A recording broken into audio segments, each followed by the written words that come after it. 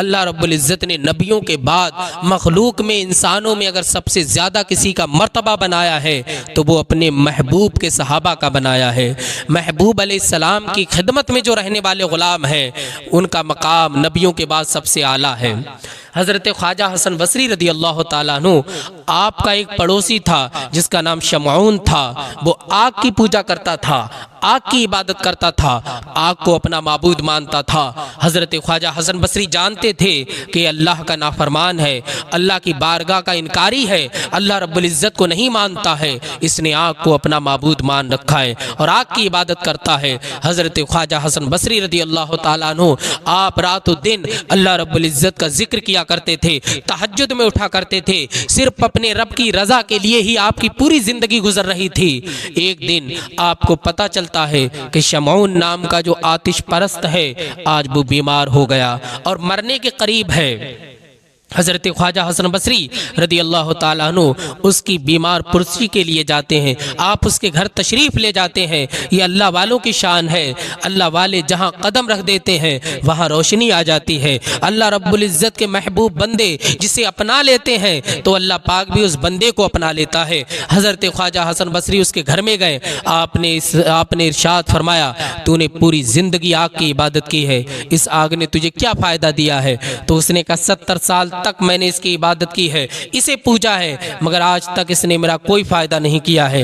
آپ نے کہا اسلام لیا بھلا پا جائے گا، مان جا تجھے اللہ پاک جنت عطا فرمائے گا۔ اس نے کہا کہ میں مان تو جاؤں گا لیکن اسلام کی حقانیت پہ مجھے کوئی دلیل دو، اس کے بعد میں مانوں گا۔ خواجہ حسن بصری نے کہا کہ 70 سال تک تو نے آگ کی پرستش کی ہے، آگ کو پوجا ہے، یہ آگ تجھے جلا دے گی مگر میں نے اسے نہیں پوجا ہے، یہ آگ مجھے نہیں جلائے گی۔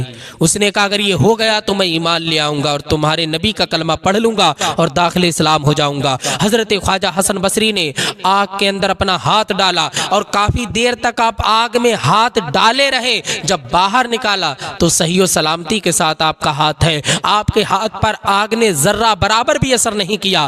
جب اس نے یہ ماجرا دیکھا تو اس نے اپنا بھی ہاتھ آگ کے قریب لے کر گیا، جیسے ہی آگ کے قریب گیا اسے جلن محسوس ہونے لگی، اسے پریشانی ہوئی، اس نے ہاتھ کو اپنے کھینچ لیا اور کہا یہ آگ تو میرے ساتھ بے وفائی کر رہی ہے، آپ کے ساتھ وفا کی ہے، حالانکہ 70 سال تک میں نے اس کی عبادت کی ہے، آپ تو اللہ کی عبادت کرتے ہو، یہ اللہ کی مخلوق ہے، آج سے میں اسے چھوڑتا ہوں اور آپ کے نبی کا کلمہ پڑھتا ہوں اور داخل اسلام ہوتا ہوں۔ حضرت خواجہ حسن بصری نے اسے کلمہ پڑھایا اور اسلام میں داخل فرما لیا۔ پھر تھوڑی دیر ہی کے بعد چونکہ وہ مرنے کے قریب تھا اس کا انتقال ہو جاتا ہے۔ حضرت خواجہ حسن بصری کو اس نے وصیت کی تھی کہ میں اسلام میں تو آ گیا، میں نے کلمہ بھی پڑھ لیا، اب میری ایک وصیت اور ہے کہ آپ مجھے لکھ کر کے دیجئے کہ اللہ پاک مجھے جنت عطا فرمائے گا۔ تو حضرت خواجہ حسن بصری نے اسے لکھ کر دے دیا رقعہ میں کہ اللہ پاک نے تجھے بخش دیا ہے اگر تو نے اسلام کو قبول کیا۔ تو اس نے اسلام قبول کر لیا اور اس نے کہا کہ میری تدفین اور تکفین آپ کریں گے، مجھے غسل آپ دیں گے اور مجھے قبر میں بھی آپ اتاریں گے۔ اس کا انتقال ہو جاتا ہے اور وہ جو رقعہ تھا جو اس میں آپ نے لکھا تھا کہ اللہ پاک تجھے جنت عطا فرمائے گا، اس نے کہا کہ میں اللہ کی بارگاہ میں سے پیش کروں گا، میری قبر میں رکھ دینا۔ خواجہ حسن بصری نے اسے قبر میں رکھ دیا اور قبر میں اتارنے کے بعد حضرت خواجہ حسن بصری جب اپنے گھر آتے ہیں تو آپ بے قرار ہو جاتے ہیں، آپ دہاڑے مار مار کر کے رو رہے ہیں، یہ اللہ میں نے تیری ملکیت میں کیسی ساجھیداری کر دی، میں نے کیسے لکھ دیا کہ اللہ پاک تجھے بخش دے گا۔ آپ اسی اضطراب میں پریشانی میں تھے اور آپ پر نیند آ جاتی ہے۔ جب نیند آتی ہے آپ کیا دیکھتے ہیں؟ وہی شمعون جو کہ آگ کی عبادت کرتا تھا لیکن اب جنت کے باغوں میں ٹہل رہا ہے، اللہ پاک نے اسے جنت عطا فرما دی ہے۔